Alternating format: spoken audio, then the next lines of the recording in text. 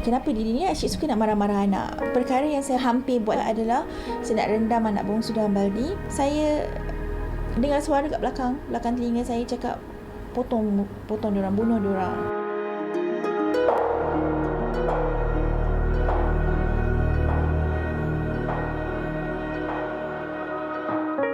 Kawalan emosi amat penting terutamanya bagi wanita selepas bersalin bagi mengelak masalah kemurungan. Ia turut dikenali sebagai postpartum depression atau sesetengah masyarakat menyebutnya sebagai meroyan. Meroyan bukanlah satu perkara yang boleh dipandang remeh kerana pesakit berpotensi untuk melakukan perkara di luar kawalan mereka, termasuklah menceriakan bayi mereka sendiri. Namun ada segelintir masyarakat yang menganggap meroyan tidak serius dan pesakit dikatakan sekadar ingin meraih perhatian. Sepanjang sejam bersiaran, saya akan mengupas topik mengenai meroyan, murung atau mengada. Bersama dengan pakar tetamu jemputan, saya juga berpeluang untuk bertemu dengan seorang wanita untuk berkongsi kisahnya menghadapi kemurungan selepas bersalin. Semuanya dalam Hello Doktor seketika nanti.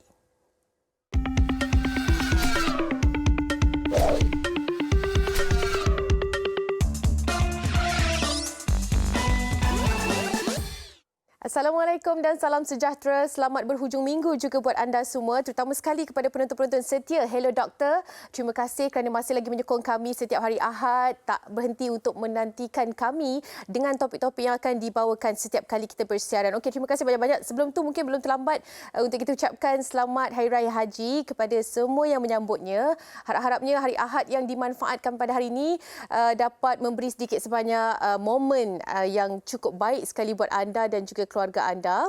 Okey, dan seperti yang dibincangkan tadi, antara topik yang akan kita selami pada hari ini adalah berkaitan dengan meroyan. Sama ada ianya adalah perasaan murung ataupun mengada-ngada sahaja. Sesetengah ibu ataupun individu bila berkongsi di laman sosial tu, mungkin ada yang memberi komen ataupun respon menganggap ianya hanyalah meminta perhatian dan sebagainya. Itu yang akan kita bincangkan pada hari ini dalam Hello Doktor bersama dengan pakar-pakar jemputan di Hello Doktor, yang pastinya kalau saya kenalkan, mungkin anda juga dah kenal tentang dua individu ini. Sebelum tu, kepada anda semua penonton-penonton Hello Doktor, mungkin boleh kongsikan pandangan ataupun komen jika kita buka talian nanti. Sebelum tu, simpan dahulu nombor ini 0377261603 untuk anda hubungi kami nanti, ataupun boleh pergi ke Instagram TV3 Malaysia menggunakan hashtag Hello Doktor. Cari poster kami di situ untuk tinggalkan komen anda berkaitan dengan topik pada hari ini ataupun apa sahaja berkaitan dengan program Hello Doktor. InsyaAllah kita akan bacakan sebentar nanti. Okey, kita perkenalkan tetamu istimewa kami di studio Hello Doktor pada hari ini, Profesor Madya Dr. Amir Siddiq. Salah seorang individu yang saya mengikutinya di Twitter. Apa khabar, Doktor? Baik. Sihat ya? Sihat. Okey, Doktor merupakan pakar psikiatri dan juga kita ada Puan Azwin Abdul Aziz yang merupakan pakar perbidanan dari Hospital Pusrawi. Terima kasih Puan Azwin dan juga Doktor bersama dengan kami dalam Hello Doktor. Raya Haji okey semuanya? Okay. Alhamdulillah ya. Okey, pastinya untuk yang segmen awal ni kita ingin mengetahui apakah yang dikatakan dengan meroyan. Kerana terlampau banyak sangat versi yang kita dengar. Ada katanya meroyan ni hanyalah disebabkan mereka itu murung, tak dapat nak kawal emosi, tapi ada juga sesetengah yang mengatakan benda ni cuma mengada-ngada saja, minta perhatian. Ibu-ibu lepas bersalin minta perhatian saja. Doktor mungkin boleh mulakan dahulu. Apakah secara keseluruhannya meroyan yang perlu kita faham? So, apa dia panggilnya, isu meroyan ni memang saya pun sebenarnya tadi berbincang dengan Puan Azwin kat luar tadi sebelum kita masuk ke sini. Kalau istilah bahasa ni ada banyak dia punya apa dia panggilnya konteksnya konteks meluas dan juga definisi ni ya. Yang setahu saya dari segi isu meroyan ni, yang pertama dia biasanya akan melibatkan wanita. Okey. Yang kedua biasanya akan bersangkut paut dengan isu kelahiran ataupun mengandung ataupun pasca mengandung. Dan yang ketiga biasanya akan juga melibatkan isu dari segi mungkin kehilang kewarasan. Ya, biasanya dalam konteks begini. Pertimbangan untuk membuat keputusan. So kalau kita tengok dari segi konteks yang biasa kita dengar orang kata meroyan ni, biasanya dia kalau dari segi saintifik ni dia bersangkut paut sama ada dengan isu postpartum blues ataupun blues selepas melahirkan anak. Dan kedua ni adalah postpartum depression. Biasanya dia akan bersangkut paut di situ. Ya. Nanti kita akan bincang sedikit daripada apa dia panggilnya, apakah antara perbezaan antara dua ni. Okey. Tapi di samping itu juga kita pernah dengar ayat gila meroyan. Betul. Saya pun pernah meroyan, dengar. Cuma kita tak tahu apa sebenarnya yang dimaksudkan. Adakah sama maksudnya? So kalau gila meroyan? kalau kita tengok dari segi konteks saintifik ni, saya rasa gila meroyan tu lebih kepada postpartum psychosis. Akibat daripada mungkin postpartum depression yang tidak dikawal, dijaga, dibantu, maka dia akan bergerak kepada psikosis, hilang kewarasan tadi kita bincangkan tu. Itu sebab orang Melayu kan dia akan lontar ayat kan, kau ni meroyan, kau ni meroyan. Kalau kita fikirkan balik, kalau dia berkenaan dengan postpartum depression, tak masuk akal konteks penggunaan ayat tu. Tapi kalau dalam konteks gila meroyan tu maknanya hilang pertimbangan, hilang kewarasan, maka mungkin ayat yang kita mudah lontarkan yang ada implikasinya sendiri, itu lebih bersangkut paut dengan isu postpartum psychosis. Satu keadaan di mana yang lebih teruk macam tadi Azmi kata tadi, dan juga biasanya akan melibatkan implikasi yang lebih bahaya. Bila kita dengar tentang peringkat-peringkat ni, kita tahu yang sebenarnya mungkin setiap peringkat tu memberikan kesan yang tersendiri terhadap ibu. Kalau Puan Azwin pula sebagai seorang pakar perbidanan yang mungkin berpengalaman menguruskan ibu-ibu selepas bersalin, bagaimana untuk kita kaitkan meroyan ni dengan mereka yang selepas bersalin dan mungkin ada faktor seperti berpantang yang dengan cara tak betul dan sebagainya, bagaimana ianya terkait rapat? Mungkin boleh penjelasannya. Bagi pandangan saya lah dari segi perbidanan Melayu kan, banyak yang sekarang ni banyak orang yang ambil ambil tak kisahlah pasal tentang berpantang. Sebab bagi pendapat saya berpantang ni sangat penting lah. Sebab bila kita lepas bersalin kita kena ada satu proses macam merehatkan diri kan, proses pemulihan diri. Jadi itu bagi untuk macam beauty treatment tu lah, penjagaan kesihatan dan juga kecantikan lah maksudnya. Maksudnya bila kita tak uruskan pasal darah tadi akan meracuni kita punya rahim tadi dan timbullah daripada angin meroyan tadi, dia boleh mengganggu kita punya urat saraf lah selepas bersalin. Okey. Sambil-sambil tu kita nak raikan juga satu soalan dari rakan di Instagram kami. Sambil-sambil tu kita tunggukan dahulu apakah soalannya. Okey, sekarang ni, bizar. Katanya boleh ke orang tu dapat meroyan even dia tak beranak? Maknanya boleh ke dia dapat meroyan walaupun dia bukan keadaannya, kondisinya bukan lepas bersalin? Meroyan tu memang untuk orang lepas bersalin sahaja ke? Mungkin doktor silakan penjelasannya. Soalan pun ni lah susah. Ya? So kalau kita bincangkan dari segi konteks meroyan tu, biasanya akan macam kita bincang tadi lah, dia akan melibatkan proses kelahiran ataupun semasa, sebelum ataupun selepas. Ya? Tiga konteks sebeginilah. So kalau kita tengok dari segi simptom-simptom yang dialami dan juga kesannya, dia mesti melibatkan isu kelahiran tu, mengandung dan juga melahirkan lah. So jawapan ni kalau ikut bizar tadi tu rasanya tidak. Tetapi sekarang ni ada kajian menunjukkan bahawa suami yang tidak mengandung, tidak mengandung mungkin dapat simptom-simptom seakan seperti isterinya yang mengandung dan bersalin. Tetapi again maknanya kena ada konteks mengandung itu sendiri. So kalau kita balik kepada isu obizar tadi tu, jawapannya tidaklah. Okey, mungkin itu dikaitkan dengan masalah lain seperti depresi dan sebagainya kan. Faktornya banyak sebenarnya bila kita kaitkan dengan masalah meroyan selepas bersalin ni. Puan, kita dapat tahu yang beberapa jenis juga ada jenis meroyan sekian, ada meroyan lendir, tak silap saya, ada banyak jenis meroyan.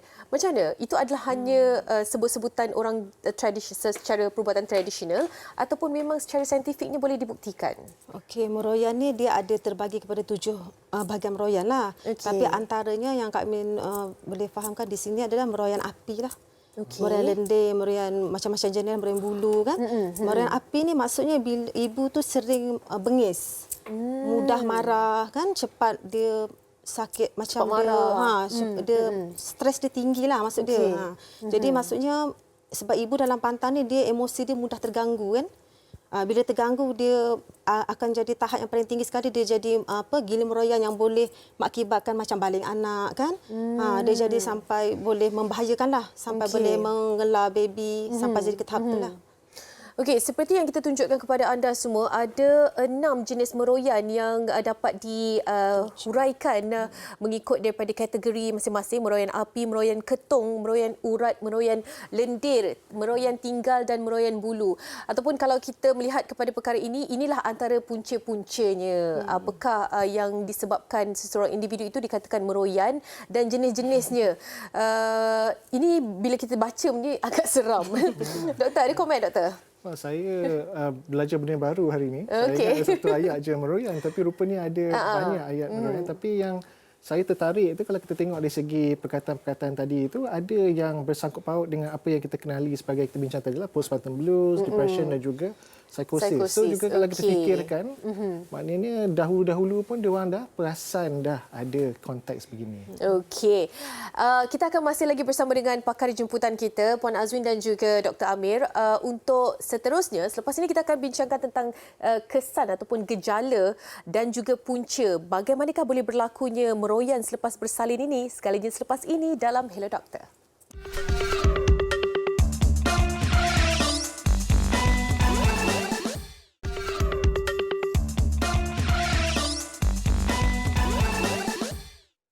Tanda-tanda orang meroyan yang saya tahu ialah dia tiba-tiba dia bersedih. Lepas tu dalam sekelip mata dia tiba-tiba bertukar marah, suka mengelamun. Semuanya macam tiba-tiba. Persekitaran dia ya, yang menyebabkan berlaku gangguan emosi. So stres tu, tekanan tu, individu tu tak dapat kontrol. So jadilah meroyan macam tadi itulah. Orang yang lepas bersalin tu macam benda halus lah yang mengganggu dia. Yang saya tahulah, pasal dulu ikut orang tu cakap macam tu. Itu dia antara pendapat yang diberikan oleh beberapa individu berkaitan dengan apakah itu meroyan dan punca berlakunya meroyan. Pelbagai faktor yang memberi ataupun menyumbang kepada perkara ini, antaranya kewangan ataupun tidak dapat menahan keadaan stres selepas bersalin, terutama sekali kepada ibu yang pertama kali menimang cahaya mata dan tidak ada support system yang kuat. Itu juga mungkin akan menjadi punca mengapa seseorang itu boleh berlakunya meroyan selepas bersalin. Bila kita dengar ni agak seram dan takut.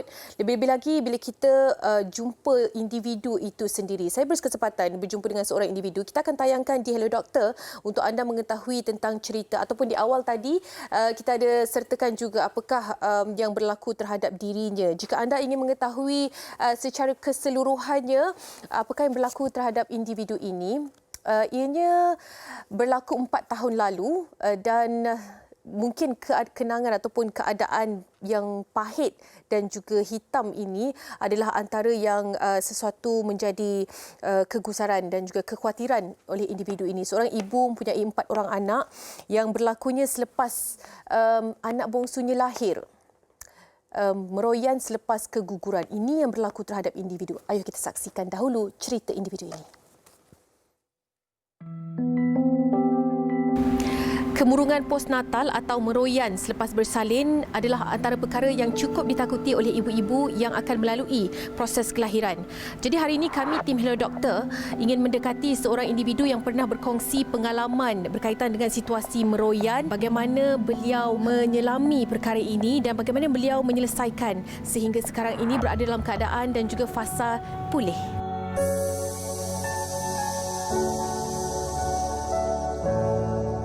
Puan Mastura mungkin boleh ceritakan bagaimana terjadinya kemurungan selepas bersalin ni? Terjadi lepas saya bersalinkan yang bongsu. Okey, setahun selepas tu saya gugur. And then masa tahun 2016 tu lah saya dah dapat rasa macam ada benda tak kena dengan diri saya. Tahun 2016 tu saya dah start rasa kenapa diri ni asyik suka nak marah-marah anak. Masa tu saya tak tahu lagi anak-anak saya special. Ada 4 orang anak, 3 lah yang confirm, 3 confirm dyslexic lah. Sampai setahap yang terakhir, saya dah start rasa ada suara-suara dekat belakang-belakang telinga yang suruh saya buat benda-benda di luar dugaan. bukan setiap individu mempunyai support system ataupun keadaan yang baik selepas bersalin. Seperti individu tadi mungkin nasibnya kurang baik. Itu yang berlaku, meroyan selepas keguguran, dan pastinya itu bukanlah yang kita mahukan oleh setiap ibu-ibu di luar sana yang mengalami proses melahirkan ini. Okey, kita terus bersama dengan dua tetamu kita, masih lagi bersama dengan Profesor Madya Dr. Amir Siddiq dan juga Puan Azwin Abdul Aziz yang akan berkongsi dengan kita berkaitan dengan kesan ataupun gejala dan juga punca meroyan ini. Doktor, kita mulakan dengan doktor terlebih dahulu. Banyak faktor yang menyumbang, doktor. Tapi yang paling memberi peratusan yang tinggi bagi doktor. So yang penting tu biasanya kalau kita tengok dari segi faktor atau sebab tu, dia biasanya kita implikasi kepada diri ataupun persekitaran, biopsychosocial. So kalau dari segi biologi ni, kadang-kadang ada yang berkecenderungan untuk mendapat isu masalah-masalah penyakit psikiatris seperti depresi dan juga bipolar yang ada kebarangkalian lebih tinggi untuk masalah postpartum depression ini selepas bersalin, ya. Itu satu. So masalah isu genetik tu satu. Kalau ada pernah mendapat isu meroyan pada anak yang kata pertama atau kedua, lepas itu melahirkan anak yang ketiga contohnya, maka risiko individu itu untuk mendapatkan masalah meroyan ini akan lebih meningkat. Itu yang pertama. Yang kedua, dari segi isu fizikalnya, kalau ada isu dari segi masalah penyakit thyroid contohnya ataupun penyakit fizikal lain, terutamanya semasa melahirkan, trauma semasa melahirkan pun meninggi lagi kan kebarangkalian untuk mendapat penyakit meroyan ini juga. Dan of course yang ketiga adalah dari segi isu psikologi dan sosialnya. Kalau tak ada sokongan keluarga ataupun kalau ikut kajian masalah dari segi isu kewangan ataupun lebih dahsyat lagi kalau ada isu dari segi domestic violence yang berlaku, mungkin akan meningkat lagi peluang untuk mendapat penyakit meroyan ini. Ini antara yang menjadi persoalan juga. Kenapa mereka yang mengalami situasi sebenar ini takut untuk berjumpa pakar dan ataupun menghindarkan seboleh-bolehnya untuk berjumpa dengan pakar? So, saya rasa yang pertama adalah isu dari segi stigma. Kan? Kalau kita dengar tadi, kita tengok yang list tu pun agak menakutkan. Bila kita dengar cerita daripada Puan Mastura yang saya kena cakap tabik lah kerana keberanian dia untuk bercerita pasal isu tu pun agak juga boleh menyebabkan stigma kepada diri sendiri. So yang pertama tu stigma. Yang kedua tu adalah dari segi mungkin rakyat tak begitu memahami isu meroyan ni dan juga implikasinya. Ya, yang kita bincangkan tadi itu dari segi istilah Melayu ni ada 9. Kalau kita tengok dari segi istilah saintifik ni, postpartum blues, postpartum depression dan postpartum psychosis, ya. Dan mungkin ada yang tak mengetahui ataupun mengenali gejala dan simptom-simptom tersebut. Itu kedua. Yang ketiga tu mungkin ada juga yang tidak tahu akan implikasi akibat tidak merawat isu ini. Kerana seperti yang kita bincangkan sedikit tadi bahawa dia sangat penting dan juga boleh mengakibat tadi macam Cik Azmin kata cerita sampai kelak anak dan sebagainya. So kita perlu mengambil isu ini serius. Tetapi kerana juga bila kita dengar cerita tu dia agak-agak macam menakutkan dan juga kadang-kadang agak sensational sikit. So kita pun kadang-kadang akan stigma akan isu tu. So orang nak datang ke depan tu susah. Ya. Maknanya pendedahan juga mungkin kurang berkaitan dengan perkara ini. Jadi individu itu tidak tahu sebenarnya perkara ataupun simptom gejala yang dialami itu adalah meroyan. Puan Azwin, berapa lama sebenarnya jangka masa yang dikatakan itu adalah meroyan? Ataupun kadang-kadang selepas melahirkan itu okey, tapi lepas daripada itu baru individu itu rasakan ada perubahan daripada baik hati kepada pemarah, daripada yang tak suka dari segi karakter tu ada berubah. Berdasarkan pemerhatian dan juga pengalaman Puan Azwin sendiri bagaimana? Okey, daripada pengalaman yang Kak Win selalu buat pepantang ni, maksudnya daripada awal lagi dah nampak dah. Maksudnya daripada emosi yang tak stabil kan. Cara dia sendiri pun dia tak suka macam nak menjaga diri dia sendiri ikut cara pantang macam dulu-dulu kan macam mak kita kan selalu mengajar berpantang tradisional kena berurut bertungku kan sebab benda tu semua untuk memulihkan urat saraf kita balik kan, menghindarkan daripada angin-angin meroyan mengganggu kita punya dalaman macam emosi kita. Takut bila dalam pantang ni maklumlah kita mudah marah kan, kemurungan semua itulah. Jadi dengan adanya penjagaan yang betul, insya-Allah kita tak berlakulah benda tu, kita boleh dapat atasi lah. Doktor mungkin nak tambah. Saya nak tambah. Kalau kita tengok dari segi daripada segi istilah saintifik ni kan. Kalau postpartum blues tu akan melibatkan lebih kurang up to 50% of women lah yang bersalin, lebih kurang 50% wanita dan ke atas, dan biasanya dalam 2 minggu yang pertama. Dan biasanya dia akan nampak simptom-simptom yang nampak lebih kepada bukan murung tapi dia lebih sedih. Mungkin tak begitu hendak berkenalan dengan anak baru. Sepatutnya kita dapat bayi ni perasaan dia gembira, tapi dia nampak macam tak begitu seronok. Itu yang pertama. Lepas tu kalau kita biarkan individu itu lama dalam keadaan begini, lebih kurang sebulan ataupun 6 minggu, kalau simptomnya masih lagi seperti yang tadi itu, sedih, masa tu dah mula tak nak berkenalan dengan anak, tak nak menyusukan anak, mungkin tak nak menjaga anak, dah tidur pun dah terganggu, makan minum pun dah terganggu, dan mungkin dia akan rasa diri tak berguna. Itu kita panggil postpartum depression. Ini lebih kurang 20% daripada wanita yang mengandung mungkin akan mengalami masalah ini. Doktor, ada faktor genetik yang menyumbang kepada perkara ini? Ada. Itu yang kita bincangkan tadi itu. Antara puncanya itu, kalau dia ada kecenderungan dalam keluarga yang ada masalah depresi ataupun bipolar, ataupun dia pernah ada postpartum blues pada kelahiran yang pertama atau kedua, sekarang kita lihat kelahiran ketiga, keempat, maka kecenderungan atau risiko dia akan bertambah. Dan kalau kita biarkan individu itu dalam postpartum depression, dan semasa itu yang kita nampak tadi Puan Masura ada cerita, dia kata dia dengar suara-suara halus.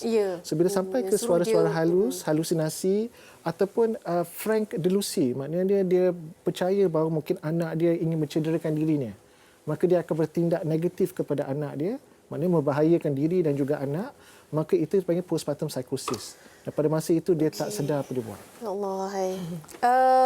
Okey, ini saya faham keadaan ini adalah sangat menakutkan, tapi itu yang berlaku, itu realitinya kan. Betul. Doktor dan juga Puan Nazrin, itu yang berlaku dengan baling anak dari tingkat atas dan cuba untuk cederakan anak dan sebagainya. Itu yang berlaku dalam masyarakat disebabkan perkara ini tidak dikawal pada peringkat awal. Betul. Kan doktor, sebenarnya kalau mungkin dapat dikawal pada peringkat postpartum blues itu lagi, tidak terjadi kepada psikosis.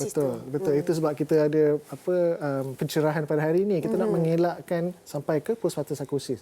Kalau kita tengok tadi 50% postpartum blues, 30% postpartum depression, tapi cuma 3 dalam 1,000 orang wanita yang mengandung bersalin akan mendapat postpartum psychosis, tapi dia perlu melalui fasa ni. So kita dah boleh tangkap dia di postpartum blues dan juga postpartum depression. Janganlah usah tunggu sampai dah sampai postpartum psychosis baru kita nak bertindak. Doktor, sebelum kita akhiri segmen yang sekarang ini, mungkin doktor kesimpulan sedikitlah untuk segmen kedua, iaitu punca dan juga gejala ini yang dikaitkan kalau kita dapat detect lebih awal. Apa sebenarnya yang kita perlu lakukan orang-orang sekeliling? Ya, so saya rasa tadi saya balik pada yang Puan Azri, saya setuju sebenarnya kalau isu berpantang tu melibatkan penjagaan kepada ibu terutamanya, sangat bagus kerana dia memberikan sokongan moral dan juga sokongan kepada individu tersebut. Selalunya dia punya joke tu selalunya bila especially anak pertama, cucu pertama tu bila dah dilahirkan semua orang akan berkunjung tapi dia pergi ke anak bukan ke ibu kan. So kalau dia berpantang tu kadang-kadang ada satu situasi di mana ibu pun mendapat perhatian. Betul, dan kalau kan? kita dari kajian pun juga dia membantu untuk mengelakkan daripada postpartum blues. Dan macam kita bincang tadi, kalau postpartum blues tu tak sampai, insya-Allah tak sampai ke depression dan juga psikosis. Okey, saya suka apa yang doktor sentuhkan. Mungkin perhatian bukan saja boleh diberikan kepada ibu, kepada anak yang baru dilahirkan. Sedikit kalau kita ni sebagai orang sekeliling bertanggungjawab untuk berikan perhatian pada ibu, bertanyakan bagaimana keadaannya, apa yang dialami dan sebagainya. Sedikit sebanyak mungkin boleh mengurangkan rasa tersinggung dan ibu dapat mengurangkan rasa depresi itu, insya-Allah. Okey, kita ingin rehat seketika. Kembali selepas ini kita akan bercerita pula tentang cara mengatasi meroyan selepas bersalin. Pastinya ada pendekatan yang tersendiri. Masih lagi bersama dengan pakar dan juga seorang wanita yang akan berkongsi pengalaman beliau. Sekalinya seketika nanti dalam Hello Doktor.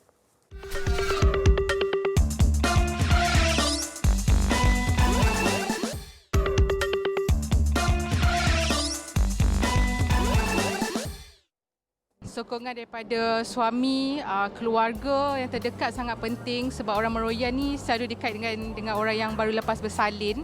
Jadi waktu lepas bersalin emosi kita sangat tak stabil, badan kita pun sihat sepenuhnya. So basically sokongan daripada keluarga dan suami terutamanya sangat penting. Pada pendapat saya, so apa kita perlu buat ialah satu, kita kena support dia.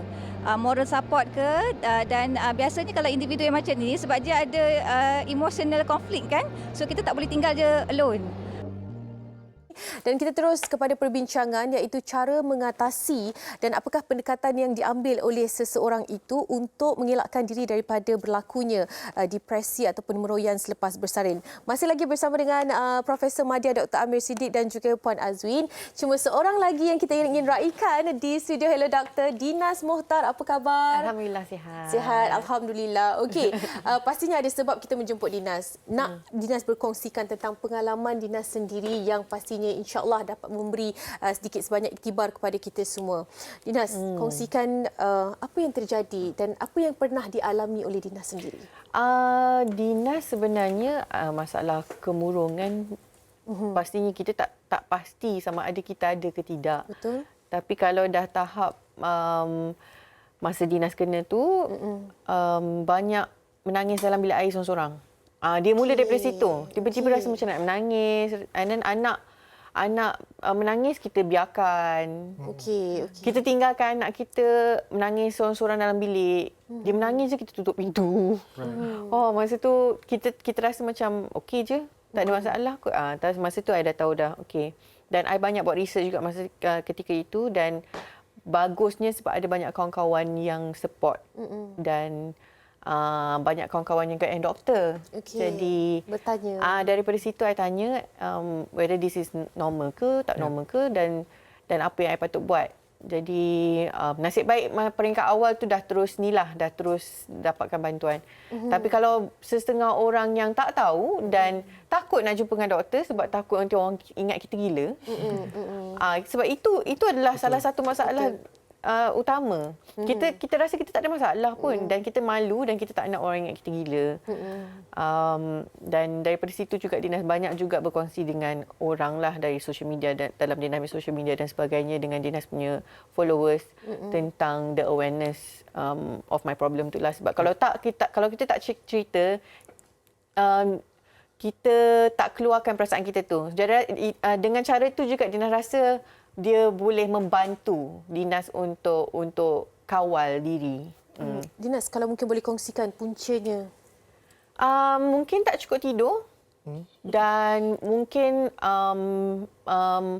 masa tu anak memang kolik yang teruk dan mungkin tak ada support system yang cukup. Dan pada ketika itu juga Dinas sangat tertekan, sangat nak menyusukan anak. Dan Tapi tak boleh. Bukan, memang boleh tapi cuma memang nak menyusukan anak tu bukan satu perkara yang mudah, tapi bila kita dah get used to it dan naturally boleh. Kita dah jadi pro lah, betul tak? Tapi sebab anak pertama kan, jadi kita pun tak sure dan tekanan tu ada daripada kiri, daripada kanan tentang apa yang Dinas patut buat, teknik ni yang sebenarnya betul, mana yang tak betul. Tapi benda ni kena praktis dan masa tu Dinas banyak pressure diri Dinas sangat untuk jadi perfect. So itu adalah salah satu masalah yang ada. Semuanya kena perfect, semuanya kena ikut daripada by the book and Dinas kena bagi tahu benda ni dalam membesarkan anak terutamanya anak yang pertama. Kita tak boleh baca sangat daripada buku tau. Tak boleh ambil 100% pun. Tak boleh 100% pun. Kita kena tengok, kita kena faham anak kita sebab different anak different tabiat dan different mood dan different cara. So Dinas dah 3 anak alhamdulillah. Tiga-tiga lain. Alhamdulillah. Tiga-tiga lain. Anak pertama lain, anak kedua. Tapi yang pertama tu kita dah tahu macam mana nak handle dia. Okey, ini dia si comel tu. Ini yang terbaru.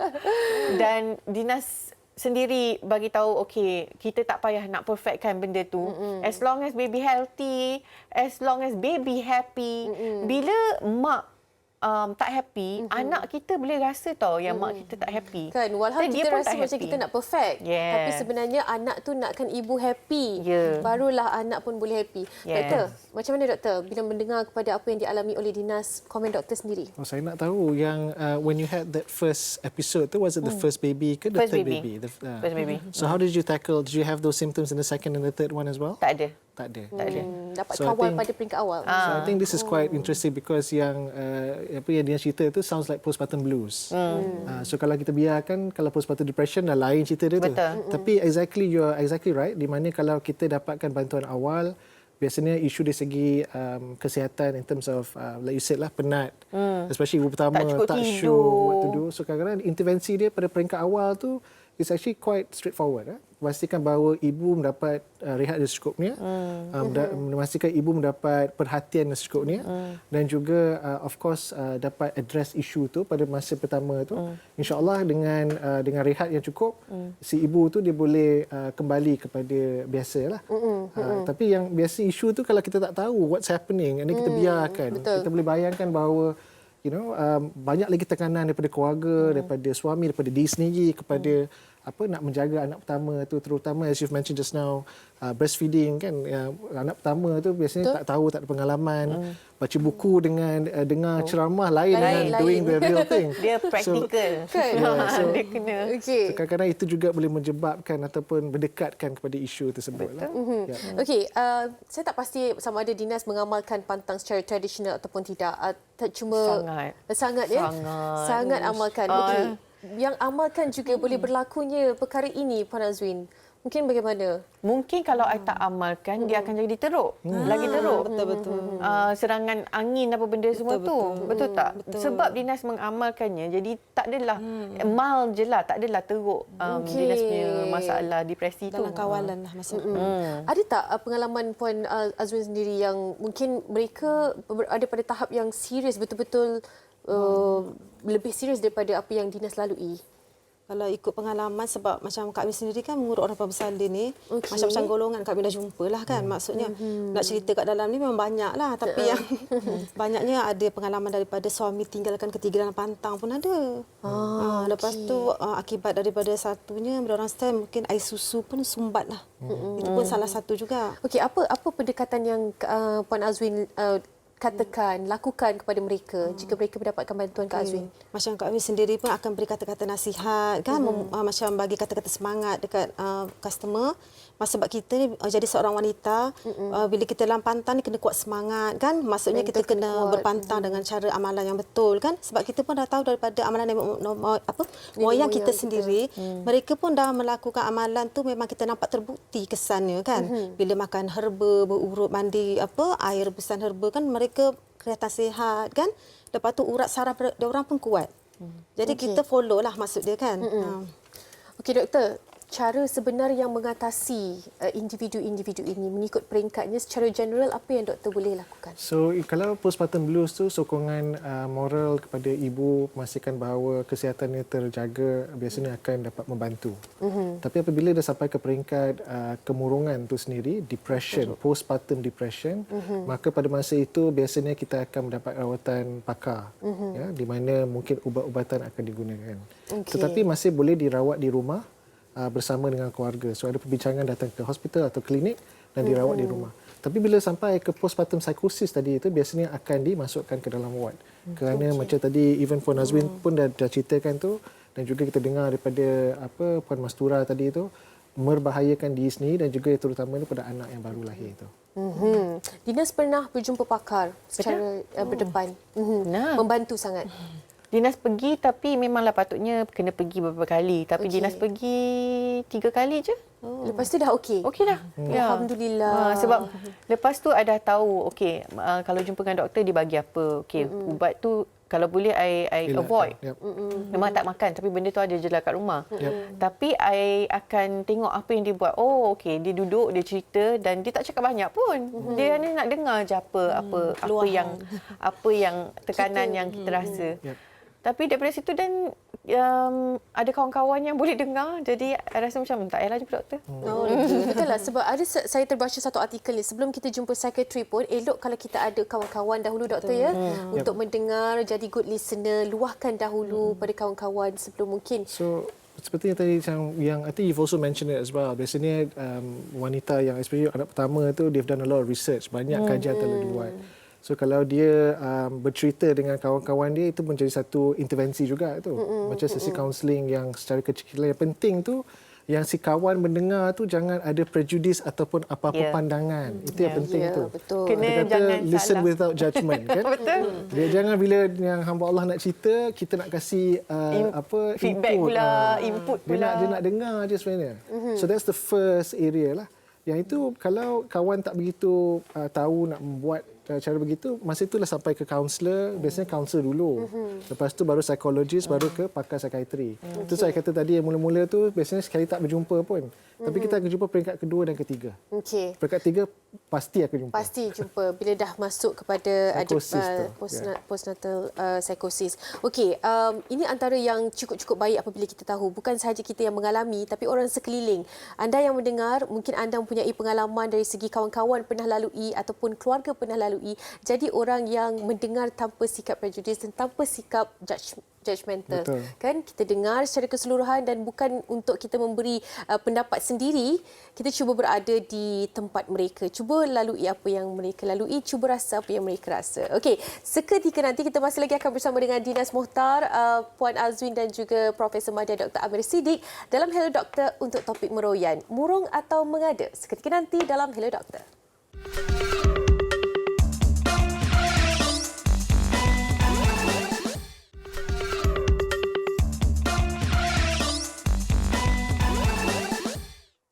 Kembali kita dalam Hello Doktor untuk topik meroyan, sama ada ianya betul-betul murung ataupun mengada-ngada. Banyak penjelasan yang telah diberikan oleh ketiga-tiga pakar kita. 2 orang pakar dan seorang tetamu istimewa kami di Hello Doktor bercerita tentang meroyan dan mendalami apakah itu meroyan, apakah kesan, gejala maupun punca dan juga cara mengatasinya. Untuk di akhir perbincangan ini, kita ingin kongsikan juga kepada anda apakah yang dikatakan oleh seorang individu yang pernah mengalami situasi ini. Mastura Rashid masih lagi berkongsi dengan kita situasi sebenar yang dilalui beliau. Ayo kita saksikan. Setengah daripada individu yang mungkin terbaca tentang perkongsian ibu-ibu yang meroyan selepas bersalin ni, mereka ada katakan yang mengada-ngada saja nak mendapat perhatian dan sebagainya. Apa komen Puan Mastura? Itulah masalah orang yang ada depression, sebab pandangan masyarakat dia orang tak nak faham. Padahal diorang tak tahu benda ni sebenarnya sangat real. That's why ada hashtag depression is real. Diorang rasa benda ni mengada-ngada, padahal untuk perempuan, sebenarnya perempuan dia perlukan seseorang untuk sentiasa berkongsi cerita. Tapi kalau suami pun tak nak faham, family tak nak faham, memang akan jadi masalah lah. Dia boleh buat sesuatu di luar jangkaan. Nasihat Puan Mastura sendiri kepada mereka yang juga melalui perkara yang sama, apa yang boleh mereka lakukan, tips memang daripada individu yang melalui situasi itu. Yang buatkan saya sembuh tu adalah disebabkan sokongan keluarga, kawan-kawan. Bukan kawan-kawan lah, tapi that yang dekat lah dengan saya kan, yang tahu something is wrong, macam tu. Saya bersyukur saya punya family support system very strong. Bukan family saja, tapi orang luar yang nampak, yang immediate boleh nampak. Alhamdulillah, after apa yang dah berlaku semua kan, sekarang rasa dah bukan Mastura yang dulu kot, macam tu.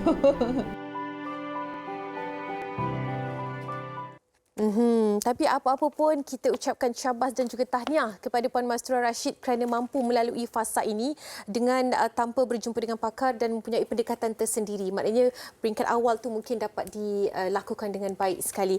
Okey, kita masih lagi bersama dengan Dinas Mohtar, Puan Azwin dan juga Dr. Amir. Di akhir segmen di Hello Doktor ini, pastinya pendapat daripada kalian yang kita ingin dengarkan berkaitan dengan meroyan ini, sama ada ianya betul-betul murung ataupun mengada-ngada. Silakan, Doktor. Dekat saya definitely bukan mengada-ngada. Seperti kita dengar tadi Puan Mastura pun, saya dengar cerita yang kedua, segmen kedua tu pun agak menakutkan juga. Ya, betul. Kita nak mengelakkan daripada kejadian seperti itu yang berlaku. Saya sangat menyokong dari segi apa yang telah dilakukan, dari segi yang segmen ketiga tadi. Sokongan keluarga sangat penting. It's actually protective. Yang kedua itu adalah untuk memastikan bahawa keuangan kita pun dalam keadaan yang baik, itu pun penting juga. Yang ketiga dari segi apa dia panggilnya pengetahuan. Pengetahuan itu pun sangat penting. So bila kita dah tahu tu, insya-Allah tak ada yang akan mengatakan bahawa ini adalah isu mengada-ngada. Pastinya ada kebenaran di situ. Betul. Setiap kali perkongsian rakan-rakan kita di Instagram, FB, media sosial apapun, jangan ambil mudah tentang perkara itu kan.